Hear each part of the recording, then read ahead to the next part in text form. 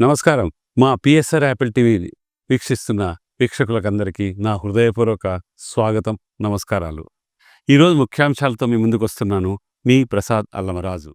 ఆంధ్రప్రదేశ్ ముఖ్యమంత్రి చంద్రబాబు నాయుడుకి తెలంగాణ జాగృతి అధ్యక్షురాలు ఎమ్మెల్సీ కల్వకుంట్ల కవిత బహిరంగ లేఖ రాశారు. భద్రాచలం పట్టణంలో అంతర్భాగంగా ఉండి ఏపీలో కలిసిన 5 గ్రామ పంచాయతీలను తెలంగాణలో కలపాలని డిమాండ్ చేశారు.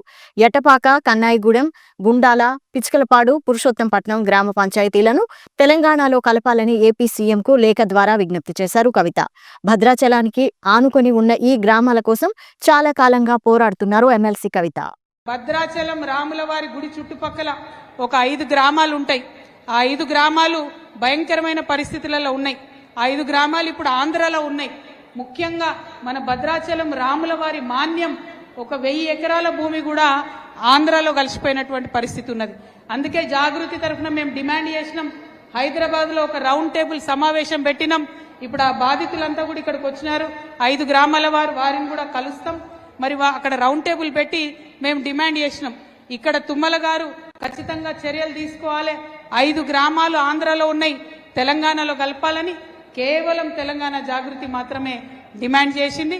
మరి ప్రభుత్వం దిగివచ్చి తుమ్మల నాగేశ్వరరావు గారు కూడా లెటర్ రాయడం జరిగింది, 5 గ్రామాలను తెలంగాణలో కలపాలని. మరి ఇంత జరుగుతున్నటువంటి సందర్భంలో కూడా నిన్న భద్రాచలం ఈవో రమాదేవి గారు ఆంధ్ర ప్రాంతంలో భూములను చూడడానికి పోతే ఆమె మీద దాడి చేయడం జరిగింది. మన తెలంగాణ ఆడబిడ్డ, ఒక బీసీ బిడ్డ రమాదేవి మీద మరి ఆంధ్రాలో దాడి జరగడాన్ని నేను చాలా తీవ్రంగా ఖండిస్తా ఉన్నాను.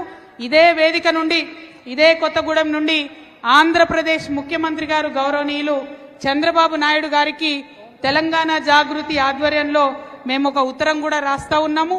అయ్యా, మీ దగ్గర ఉన్నటువంటి 5 గ్రామాలు, అందులో మా రాములవారి మాన్యాలు కూడా ఉన్నాయి, వాటిని తక్షణమే తెలంగాణకి ఇవ్వాలని చెప్పి చంద్రబాబు గారిని మేము డిమాండ్ చేస్తూ ఇక్కడ నుండి ఒక ఉత్తరం కూడా చంద్రబాబు నాయుడు గారికి పంపబోతా ఉన్నాం.